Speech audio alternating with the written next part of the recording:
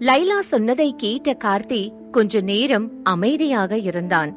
அவன் அமைதியாக இருப்பதை பார்த்த லைலா, கார்த்திக், நீ என்ன நினைக்கிற? அந்த அனன்யாங்கிற பொண்ணு உண்மையாவே சித்தார்த்துக்கு தூரத்து சொந்தமாதான் இருப்பாளா என்று கேட்டாள் லைலா. ஹே லைலா, நீ ஃபாரின்ல ரொம்ப நாள் இருந்து நம்ம இந்தியன் கலாச்சாரத்தை மறந்துட்ட போல. நமக்கெல்லாம் ஒண்ணு விட்ட பெரியப்பா, ரெண்டு விட்ட சித்தப்பான்னு ஏகப்பட்ட ரிலேட்டிவ்ஸ் இருப்பாங்க. அந்த பொண்ணு சித்தார்த்தோட தூரத்து சொந்தந்தா. அதனால நீ ரொம்ப குழப்பிக்க வேண்டாம், ஃப்ரீயா விடு என்று சொன்னான் கார்த்திக். அவன் சொன்னதை கேட்ட பிறகுதான் லைலாவிற்கு சற்று நிம்மதி தோன்றியது. அதே நேரம் சித்தார்த் அனன்யாவுடன் ஷாப்பிங் சென்று வந்த பிறகு அவளை பார்க்கவே இல்லை. அந்த வாரம் முழுவதும் அவன் மிகவும் பிஸியாகத்தான் இருந்தான். வீக்கெண்ட் முடிந்த பிறகு கூட அனன்யா அவனை பார்க்கவில்லை. ஆனால் அவளுடைய இதயம் சித்தார்த்தை பார்க்கவில்லை என்று கவலைப்பட்டு கொண்டுதான் இருந்தது. மூளை தெளிவாக யோசிக்க, இதயம் அதை குழப்பிவிட என்று மிகவும் கஷ்டப்பட, அனன்யா இதை பற்றி அதிகம் யோசிக்க வேண்டாம் என்று நினைத்து ஆபீஸுக்கு கிளம்பிவிட்டாள். அவள் ஆபீஸிற்கு சீக்கிரமாக வந்து சேர்ந்து விட்டாள். அப்பொழுது அவளுக்கு ஒரு போன் வந்தது. அது மிகவும் பிரபலமான பத்திரிகையின் நம்பர். அனன்யாவிற்கு அந்த நம்பரை பார்த்ததும் சற்று குழப்பம் தோன்றியது. என்ன இது? இவங்களுக்கு நான் ஒர்க் பண்ணது கூட இல்லையே, ஆனா இவங்க எதுக்கு எனக்கு கால் பண்றாங்க? இது என்னடா என்று யோசித்தவள் போனை அட்டெண்ட் செய்தாள். அந்த பக்கத்திலிருந்து பேசியவர் தான் எந்த மேகசினிலிருந்து அழைக்கிறோம் என்று சொல்லிவிட்டு, மேலும், இந்த மாதிரி நாங்க சத்யா சாரை வச்சுதான் அடுத்து ஷூட் பண்ணலாம்னு இருக்கோம். எங்களோட அடுத்த கவருக்கு அவர் செலக்ட் பண்ணி இருக்கோம். அவருக்கு அந்த டேட்ஸ் எல்லாம் சரியா இருக்குமா என்று கேட்டார். அது கேட்ட அனன்யாவிற்கு மகிழ்ச்சியாக இருந்தது. ஏனென்றால் இவர்கள் அழைத்திருப்பது ஃபேவரட் மேகசினில் இருந்து. அது மிகவும் பெரிய மேகசின். சத்யா இது போல வளர்ந்து வரும் நேரத்தில் அவன் அந்த மேகசினில் அட்டை படத்தில் வந்தால் அவனுக்கு அது ஒரு விளம்பரமாக இருக்கும் என்று நினைத்தாள். அதற்கும் சம்மதித்தாள். அனன்யாவிற்கு தாங்கள் மிகவும் சரியான வழியில் செல்கிறோம் என்று நினைக்கும் பொழுதே மிகவும் மகிழ்ச்சியாக இருந்தது. அவள் தன்னுடைய கேபினுக்கு வந்து அடுத்த கட்ட வேலையை பார்க்க ஆரம்பித்தாள். சத்யா இது போல பிஸியாக மாறும் நேரத்தில் தன்னால் மட்டும் எதையும் சமாளிக்க முடியாது என்பது அனன்யாவிற்கு புரிந்தது. எனவே தனக்கு ஒரு அசிஸ்டண்டை ஹையர் செய்ய வேண்டும் என்று நினைத்து கொண்டாள். அசிஸ்டன்ட் வேண்டும் என்று ஆன்லைன் வேலை தேடும் பிளாட்ஃபார்மில் அப்டேட் செய்தாள். அவள் அதன் பிறகு தன்னுடைய வேலையெல்லாம் முடித்துவிட்டு மத்தியானம் லஞ்ச் சாப்பிட செல்லலாம் என்று நினைத்தாள். அப்பொழுது அங்கே சத்யா வருவதை கவனித்தாள். அவள் சத்யா இந்த நேரத்தில் இங்கு இருப்பதை பார்த்து ஆச்சரியம் கொண்டாள். ஏ சத்யா, நீங்க இப்ப அம்மா கூட தானே இருந்திருக்கணும், நீங்க இங்க என்ன பண்ற என்று கேட்டாள். அதை கேட்ட சத்யா, அப்படிலாம் இல்ல அனன்யா மேடம், அம்மு இப்ப ரொம்பவே நல்லாவே இருக்கா. நான் அவ கூட இருக்கணும்னு அவசியமே இல்ல. நான் இப்ப இங்கதான் இருக்கணும். நம்மளோட ப்ராஜெக்டுக்காக நான் நிறைய ஹார்ட் ஒர்க் பண்ணணும். அதான் நான் இங்க வந்தேன் என்று சொன்னான் சத்யா. அவன் கையில் ஒரு கவர் இருந்தது. அதை பார்த்தவள், என்ன சத்யா இது என்று கேட்டாள். உடனே சத்யா, அது வந்து அனன்யா மேடம், நான் இங்க வந்ததுல இருந்து பாத்துட்டு இருக்கேன். நீங்க எப்பவுமே கேண்டீன் ஃபுட் தான் சாப்பிடுறீங்க. அதனால நான் இன்னைக்கு உங்களுக்காக சமைச்சு கொண்டு வந்தேன். உங்களுக்கு விருப்பம் இருந்தா நீங்க இதை சாப்பிடலாம் என்று சொன்னான். என்னப்பா, சமைக்கலாம் தெரியுமா? நான் கூட உனக்கு நடிக்க மட்டும் தான் தெரியும்னு நினைச்சேன். ஒருவேளை இது சொதுப்புனா வேற வேலைக்கு போலாம்னு நினைச்சியா என்று கேட்டாள். சமைக்கிறது எல்லாருக்கும் தெரிஞ்சிருக்கணும் தான். ஆனா எங்களுக்கு சமைக்க தெரிய காரணமே வேற. எங்க அம்மா அப்பா சின்ன வயசுலயே எங்களை விட்டுட்டு போயிட்டாங்க.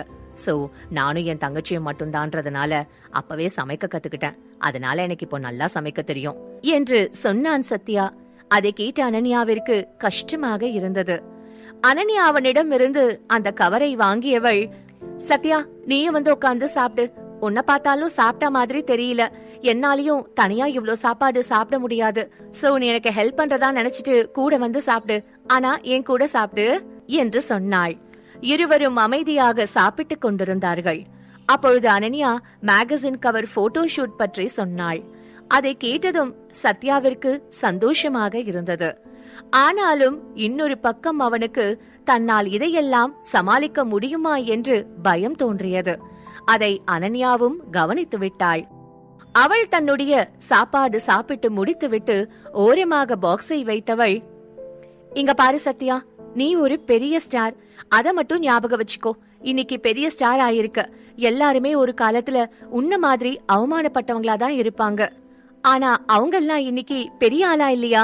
நம்ம ஸ்டேஜ் மேல போக போக போக நமக்கு கீழே இருக்கிறவங்க எல்லாம் நம்மள பார்த்து கைத்தட்ட ஆரம்பிச்சிடுவாங்க. அந்த கைத்தட்டல கேட்கும் போது இந்த கவலை எல்லாம் மறந்தே போயிடும். அதனால நீ ரொம்ப கவலைப்படாத சத்யா. இதெல்லாம் ஒரு நாள் மாறும். நீ உன்னோட திறமை மேல மட்டும் நம்பிக்கை வை. நீ ரொம்ப திறமையான பையன் என்று சொன்னாள் அனன்யா. அதை கேட்ட சத்யாவும் சரி என்று தலையசைக்க, அப்பொழுது சரியாக அனன்யாவின் மொபைல் போன் நோட்டிபிகேஷன் சத்தம் கேட்டது. அதை கேட்டவுடன் அனன்யா போன் எடுத்து பார்க்க, அவர்கள் ஆபீஸ் மீட்டிங் இன்று இரவு 7 மணிக்கு என்று நோட்டிபிகேஷன் வந்திருந்தது. அதில் ஹோட்டல் அட்ரஸும் அதனுடன் இணைக்கப்பட்டிருந்தது. எனவே அவள் சாயங்காலம் 6 மணி அளவில் உடை மாற்றிவிட்டு தயாராக இருந்தாள். லேசான மேக்கப் அந்த வெள்ளை நிற உடைக்கு மிகவும் அழகாக இருந்தது.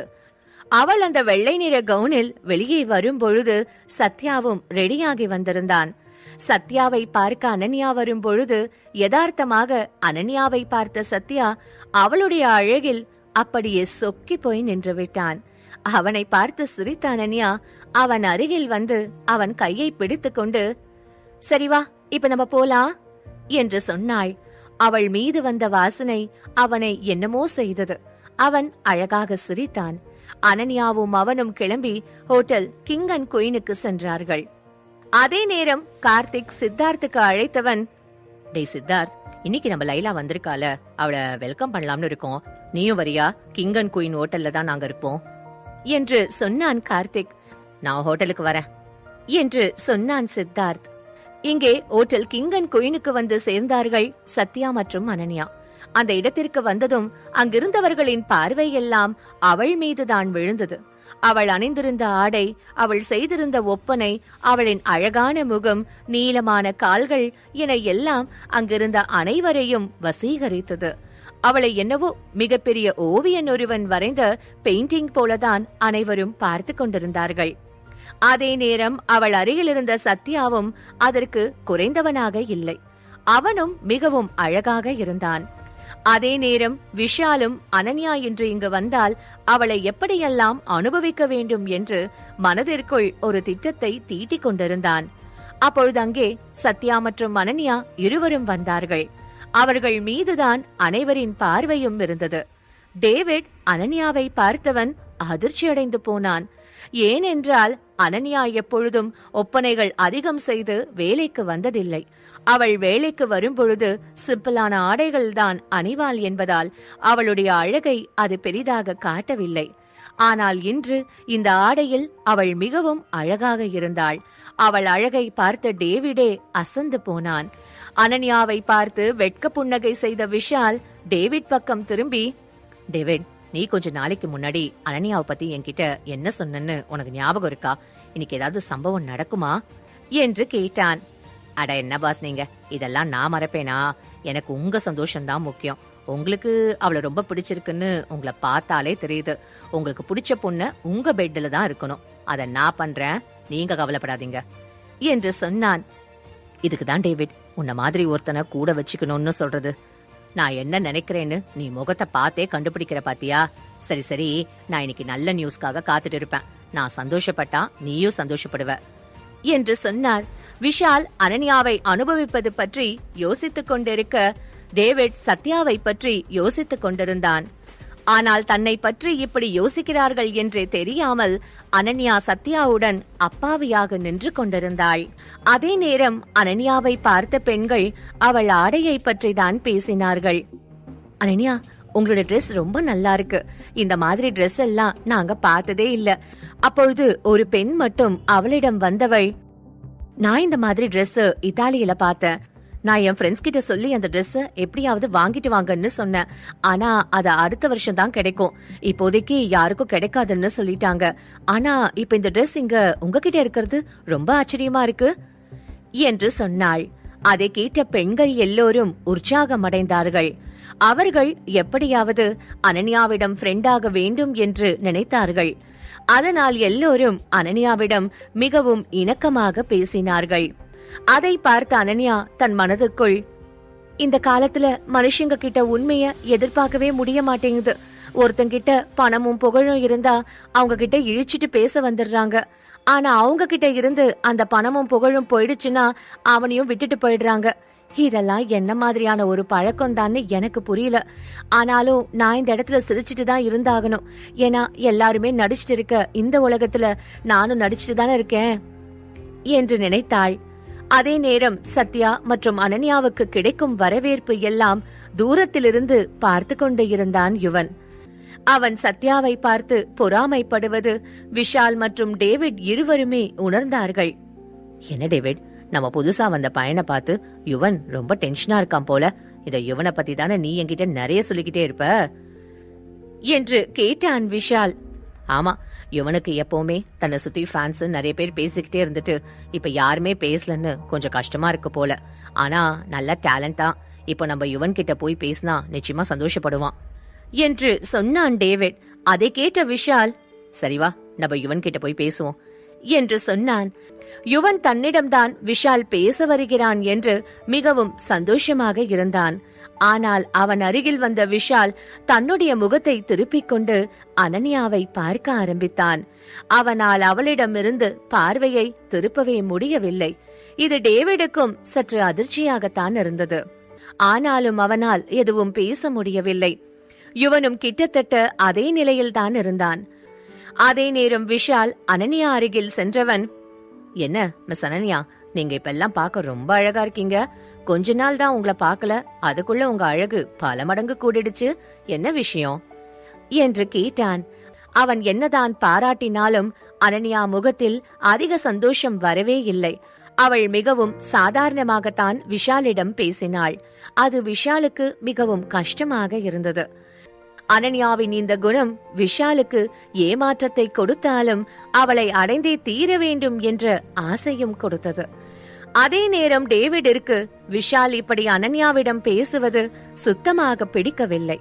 ஆனாலும் அதை வெளிக்காட்டிக் கொள்ளாதவன் தான் இப்பொழுது ஏதாவது செய்தே ஆக வேண்டும் என்று முடிவு செய்து அனன்யாவை பார்த்து, மிஸ் அனன்யா, நீங்க இன்னைக்கு ரொம்ப அழகா இருக்கீங்க. நீங்க நல்ல வேலை எல்லாம் பாக்குறீங்க, எல்லாம் ஓகே. ஆனா எப்பவும் வேலைய பத்தியே பேசக்கூடாது. நமக்கு கொஞ்சம் ரிலாக்ஸ் எல்லாம் வேணும்ல என்று வைனை அவளிடம் நீட்டினான். இது ஆபீஸ் பார்ட்டி என்பதால் அனன்யாவாலும் அதை தவிர்க்க முடியவில்லை. அவளும் அதை வாங்கி குடித்தாள். டேவிட் மற்றும் விஷால் இருவரும் ஒருவரையொருவர் பார்த்து, ஆடு தானா வந்து சிக்கிடுச்சு என்று நினைத்து சிரித்துக் கொண்டார்கள். அதே நேரம் அந்த ஹோட்டலில் இருந்த ஒரு ரெஸ்டாரண்டில் சித்தார்த், லைலா மற்றும் கார்த்திக் மூவரும் அமைதியாக சாப்பிட்டுக் கொண்டிருந்தார்கள்.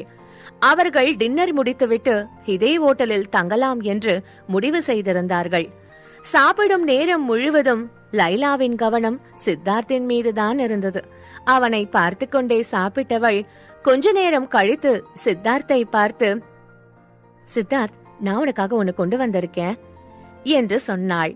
அதை கேட்ட சித்தார்த் அவளை பார்க்க தன்னுடைய பேக்கில் இருந்த ஒரு கிஃப்ட் பாக்ஸை எடுத்து கொடுத்தாள். அது மிகவும் அழகாக இருந்தது. சித்தார்த், இது உனக்காக நான் வாங்கிட்டு வந்தேன். உனக்கு இது பிடிக்கும்னு நம்புறேன் என்று சொன்னாள் லைலா. அதை பார்த்து கார்த்திக்கு மிகவும் கஷ்டமாக இருந்தது. அவன் லைலாவை பார்த்து மிகவும் சாதாரணமாக சொல்வது போல, இதெல்லாம் ரொம்ப ஓவர். நானும் தானே உனக்கு ஃப்ரெண்டு. நீ என்ன அவனுக்கு மட்டும் கிஃப்ட் வாங்கிட்டு வந்திருக்க, எனக்கு கிஃப்ட் வாங்கிட்டு வரலையா என்று கேட்டான். அதை கேட்ட லைலா, அடடா, அப்படிலாம் இல்ல, உன்னை விட்டுடுவேனா, நான் உனக்கும் வாங்கிட்டு வந்திருக்கேன், இந்தா என்று சொன்னாள். அதை கேட்ட கார்த்திக் சந்தோஷமானான். அவனுக்கு தான் கொண்டு வந்த கிஃப்டை கொடுத்தாள் லைலா. அதை பார்த்தவன் உடனே அதை ஓபன் செய்து பார்த்தான். ஆனால் அதிலிருந்த கிஃப்டை பார்த்ததும் அவன் முகம் வாடியது. ஏனென்றால் அதில் சாதாரணமான ஒரு பெல்ட் தான் இருந்தது. அதை பார்த்தவன் கஷ்டப்பட்டான். ஆனால் அதை வெளிக்காட்டிக் கொள்ளவில்லை. இப்பொழுதுதான் அவனுக்கு சித்தார்த்துக்கு என்ன மாதிரியான பரிசு கிடைத்திருக்கிறது என்று பார்க்க வேண்டும் என்று தோன்றியது. எனவே அவன் சித்தார்த்தை பார்த்து, அப்புறம் சித்தார்த், நீ உன்னுடைய கிஃப்ட் ஓபன் பண்ணி காட்டுப்பா, உனக்கு என்ன இருக்குன்னு நான் பார்க்கணும்ல என்று சொன்னான். எனவே அவன் அந்த கிஃப்டை ஓபன் செய்து பார்த்தான். அதில் மிகவும் விலை உயர்ந்த கப்ளிங் இருந்தது. அதை பார்த்தாலே யாராக இருந்தாலும் அது மிகவும் காஸ்ட்லியான ஒன்று என்பதை சொல்லிவிடுவார்கள். அவள் மிகவும் எதிர்பார்ப்புடன் சித்தார்த்தை பார்த்து, சித்தார்த், உனக்கு இது பிடிச்சிருக்கா என்று கேட்டாள். இங்க பாரு, நான் ரொம்ப ஆனஸ்டா தான் இருப்பேன், அது உனக்கே தெரியும். என்கிட்ட நிறைய கப்ளிங் இருக்கு, அதோட நீ உன்னோட டேஸ்ட் இன்னும் கொஞ்சம் இம்ப்ரூவ் பண்ண வேண்டியது இருக்கு என்று சொன்னான் சித்தார்த். வேறு எதுவும் பேசாமல் அந்த கிஃப்ட் பாக்ஸை மூடி நேராக கார்த்திக் முன்பு வைத்தான். கொஞ்ச நேரம் எல்லோரும் அமைதியாக இருக்க அந்த இடத்தில் சூழ்நிலை மாறுவதை உணர்ந்த கார்த்திக், ஓகே, அப்ப நான் இந்த கிஃப்ட் எடுத்துக்கிறேன். ஒரே நாள்ல எனக்கு 2 கிஃப்ட் கிடைக்கிறது நல்லாதான் இருக்குப்பா என்று சொன்னான். கொஞ்ச நேரத்தில் சித்தார்த் ரெஸ்ட் ரூம் சென்று வருவதாக சொல்லிவிட்டு சென்றான். கார்த்திக், நீயே சொல்லு, நான் ஏதாவது தப்பு பண்ணனா? ஏன் சித்தார்த் இந்த மாதிரி பண்ணிட்டு இருக்கான் என்று கேட்டாள் லைலா. அதை கேட்ட கார்த்திக், நீ எதுக்கு இப்ப தேவையில்லாம டென்ஷன் ஆயிட்டு இருக்க? உனக்கே நம்ம சித்தார்த் பத்தி நல்லா தெரியும்ல, அவன் எப்பவும் இப்படிதான், அதனால நீ எதை நினைச்சும் டென்ஷன் ஆகாத என்று சொன்னான். எனக்கு தெரியும் சித்தார்த் சின்ன வயசுல இருந்தே இப்படிதான்னு, ஆனா அவனை என்னால மாத்த முடியும்னு எனக்கு தோணல. அவன் மாறவே மாட்டேங்கிறான் என்று சொன்னாள் லைலா. அதை கேட்ட கார்த்திக் அமைதியாக இருக்க, ஏன் கார்த்திக், ஒருவேளை இத்தனை வருஷம் தாண்டின பிறகும் சித்தார்த் அன்னைக்கு நடந்ததை மறக்கலையா என்று கேட்டாள் லைலா. அதை கேட்ட கார்த்திக் அதிர்ச்சியானான். மேலும் தெரிந்து கொள்ள இப்போதே பாக்கெட் எஃப்எம்மில் ரகசிய சிநேகிதனை தமிழ் கதையை கிளிக் செய்து அடுத்த எபிசோடை கேளுங்கள்.